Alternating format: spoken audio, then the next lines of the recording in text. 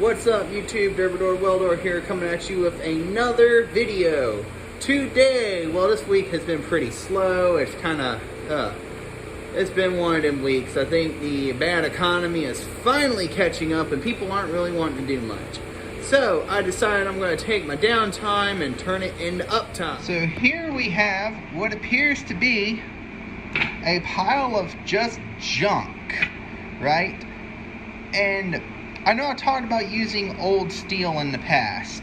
One of my other videos, I talked about using old steel. There's a difference, all right? I'm not talking about rusty, crusty, nasty steel being reusable. I'm talking about good steel. It's got a little surface rust. See, that's got surface rust. That's got surface rust. That kind of pitting right there, it's close, but for what I'm doing with this is just the base plate part for it. It's perfectly fine. Like I said, I have a lot of steel that I reuse from different projects because they're still usable. Like this right here. If you've ever been to Chick-fil-A, you know exactly what these are. These are the little temporary sign things that they put up to tell you what drive-through to go through and whatnot. So I got a bunch of these when Chick-fil-A upgraded all their signage. I knew a guy there, so he got me this. And the cool thing about this is there is a 1-inch or 3/4 inch plate down in here that I'm going to actually use as my shear. Not the shear, I don't know what the hell you call the thing. It's going to be the pointy part on the brake. And this is going to be the bottom part of the brake. And this is going to be the supports on that part right there. I don't know why this is here, it's just an extra piece of plate. And here we see, dropping stuff, this right here, we have our solid stock for our guides, and then we have this piece of pipe we can cut to attach the pointy part to the guide. That's the technical word I'm using, pointy part. And the cool thing is, this steel right here, along with that colored square tube, any of the square tube in this shop that's still painted, came from the mowing plant in Sanford. Anything powder coated like this in my shop or around it came from the local Chick-fil-A stores. So I do reuse steel. Steel is one of those cool things you can reuse, kind of like lumber. But you got to be careful with it, just like with lumber that you reuse, because it might not still be entirely structurally sound. But I know pretty much the rough age of this stuff, and it's all, nothing a wire wheel can't take care of.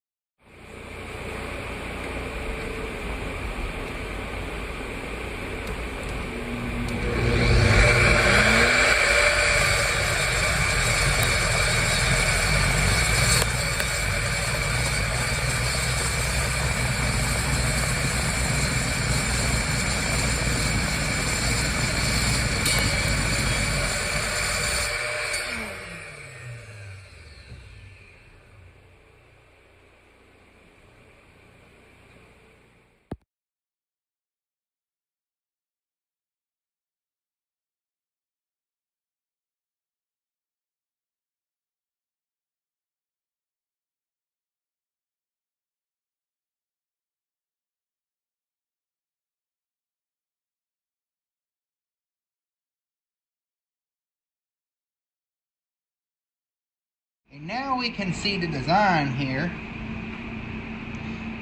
See, this plate will be welded to this piece of pipe that slides up and down on this round stock right here. The piece of angle, which is our die, or whatever you want to call it, is down in there, and it is supported by these two pieces of 2-inch flat. And then these are welded to the C-channel. And I finally figured what I can do with this plate is I'm going to make, you know, gussets on the bottom to basically reinforce this channel, so there's no chance of the channel bending out like that. But yeah, this is the dry fit here. Now it's just set it up, tack it up, and go.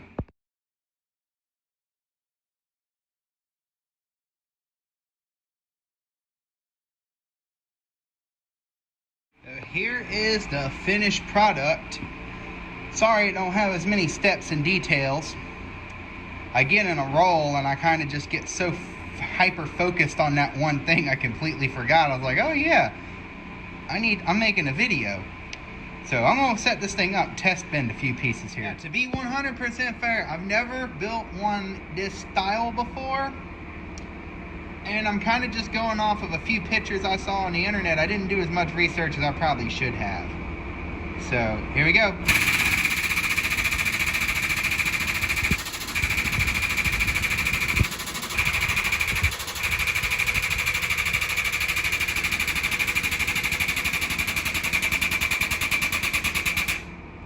Wow, I should have put that thing more towards the middle.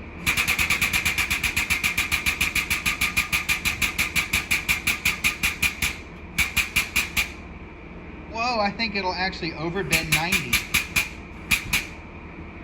What? I didn't think it will overbend 90. All right, now I gotta undo this thing here. Whoa, would you look at that? It will overbend. That's awesome. I actually did not build this with the intent of it being overbend, it will overbend. It wasn't my original intent, but damn, it certainly does. It does bend very well. Things that will have to happen to it is I'm gonna have to get the sleeve adapter to go on here and weld it dead nut center on this. So this has to push down in the middle to give even force all the way across. I noticed that. You can see as they're going down, you're going do and kind of bending like that. So that's something I'm gonna have to order off Amazon real quick, center up and weld on. But yeah, it works. Made out of scrap steel. This might not be much of a tutorial, but it can be done with what you have. Looking at this, I did one more bend, sent it down. It's almost, I think with a little bit of practice and a bit of tweaking, I can get this thing to be dang near perfect. So YouTube, like our fathers before us, if I don't have the tool, I make it. And this right here shows you can make a press brake out of some relatively simple parts sitting around the shop. Yeah, guys, there's nothing to it. If you want to build one of these and you have some basic parts, this is the concept right here. Get out there, get in your scrap pile, find some stuff, make some stuff. Make uptime out of your downtime. This right here, the kit from Swag Off-Road, would be $200. I didn't have any work today, so I made this. I basically made $200 today on a day I would have made nothing. Alright? Don't sit there on that Xbox eating Doritos and drinking Mountain Dew. Get your butt out in the shop and do something. Alright? Thank you guys for watching. If you liked this video, please be sure to like and subscribe, and you all have a fantastic day.